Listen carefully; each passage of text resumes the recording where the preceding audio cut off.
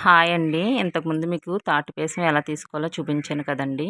ఇప్పుడైతే తాటి రొట్టె ఏ విధంగా ప్రిపేర్ చేసుకోవాలో చూపిస్తున్నాను. ముందుగా అయితే బెల్లం అయితే తురుముకోవాలండి. బెల్లం తురుముకొని పక్కన పెట్టేసుకున్నాక తాటి పాయసం కూడా తీసుకోవాలండి. తాటి పాయసం కూడా తీసుకొని తాటి పాయసంలో ఈ బెల్లం మొత్తం యాడ్ చేసుకోవాలండి. యాడ్ చేసుకున్న తర్వాత ఒక స్పూన్ సాల్ట్ అయితే యాడ్ చేసుకోవాలి. యాడ్ చేసుకొని మొత్తం అంతా బెల్లం అంతా బాగా కరిగేంత వరకు మిక్స్ చేసుకోవాలండి.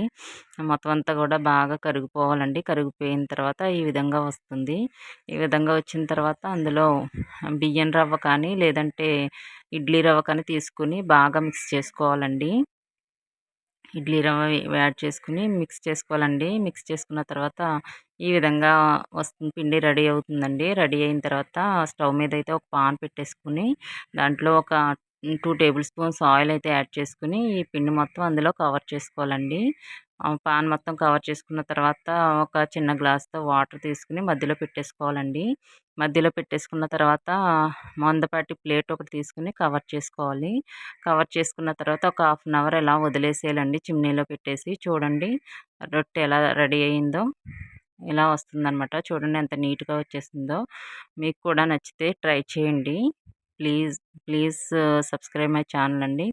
Okay friends. బాయ్.